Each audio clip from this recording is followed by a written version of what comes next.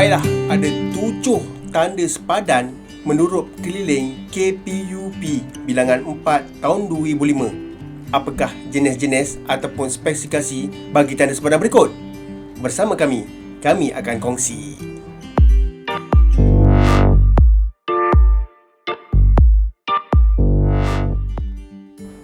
Pekeliling Ketua Pengarah Ukur dan Pemetaan bilangan 4 tahun 2005 ataupun dikenali sebagai Pekeliling KPUP bilangan 4 2005 dikeluarkan adalah untuk menetapkan ataupun menentukan apakah jenis ataupun spek tanda sepadan yang digunakan dalam ukur kadastra yang diguna pakai oleh Jabatan Ukur dan Pemetaan Malaysia atau JUPM dan juga Jurukur Tanah Berlesen JTB, di mana bagi tajuk pekeliling ini adalah jenis dan spesifikasi tanda sepadan ukur kadastra.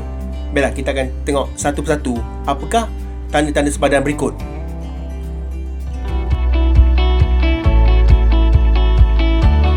Tanda sepadan jenis batu konkrit, di mana kalau jenis batu konkrit ni dia panjang dan lebih kurang dalam 600 mm, 600 mm dan ada garis pusatnya 75 mm dan di tengah-tengah dia ada satu titik ditebuk sebagai satu titik stesen, satu titik stesen dia sebagai titik tengah lah.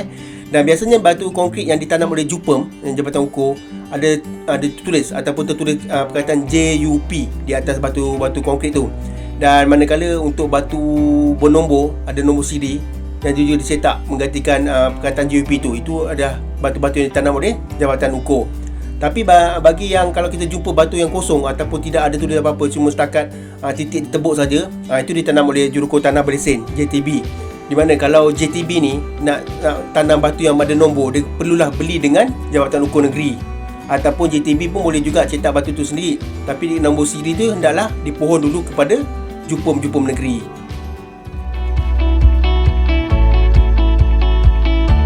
Tanda sepadan berikutnya adalah tiang konkrit, di mana tiang konkrit ni lebih kurang macam tadi batu konkrit juga, cuma dia panjang.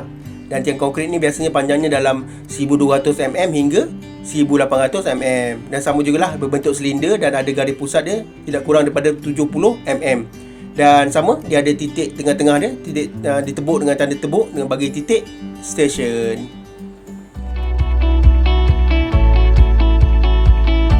Batu granit. Batu granit ni lebih kurang macam bentuk batu-batu lama dan dipotong dalam saiz ataupun bentuk dalam 4 segi dengan ukurannya 80 mm lebar ataupun dengan 120 mm panjang, dan dia punya 600 mm tinggi, di mana sama juga di tengah-tengah batu granit tu akan ditanda ataupun ditebuk bagi titik stesen.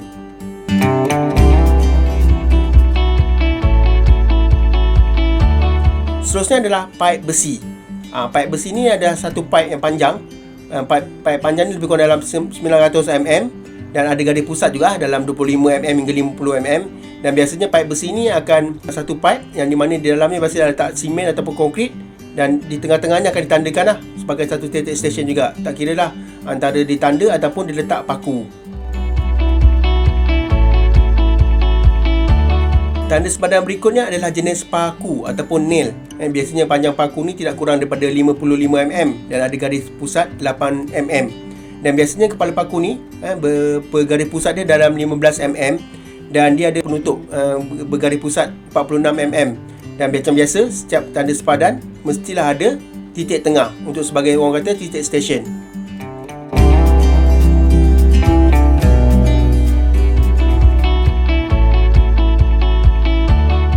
Pepaku besi atau dikenali sebagai iron spike, di mana paku ni lebih kurang panjang dia dalam 100 mm dan dengan garis pusat dia 12 mm.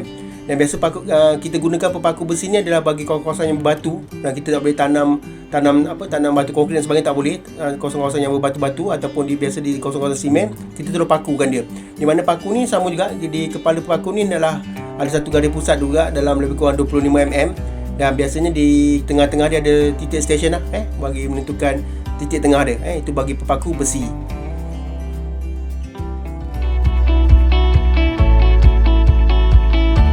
Dan yang terakhir, yang ketujuh adalah tanda atas batu ataupun mark on rock, di mana situasi ataupun kita buat tanda atas batu ni apabila tidak boleh tanam batu konkrit dan sebagainya, kita terus buat di atas batu ataupun di atas biasanya dalam muka-muka batu yang memang tak boleh dipecahkan dan sebagainya, terus kita buat titik ataupun biasa kita ukir ataupun kita tebuk. Dengan caranya kita ukir orang kata biasa cakar ayam, bentuk cakar ayam, ataupun dia sebenarnya adalah penunjuk anak panah yang kita pahat, menghalakan, menunjukkan di mana titik stesen tu. Itulah gambaran dia di tanda atas batu. Contoh tanda atas batu.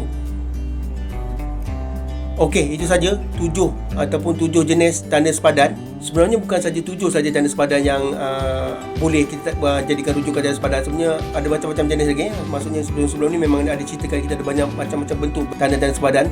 Tapi yang perkeliling ni utarakan ataupun syorkan kita untuk standardkan dia. Ada 7 untuk kita standardkan dia biar penyeragaman ataupun sama bentuk dia. Dan bukan sini 7 saja. Seperti dinyatakan dalam para 3.8 dalam perkeliling ini. Sebarang tanda lain yang dibenarkan oleh jabatan dari semasa ke semasa. Okeylah, itu saja yang dapat kami kongsi bagi bentuk-bentuk tanda sepadan, jenis-jenis spek batu sepadan dalam ukur kadastel.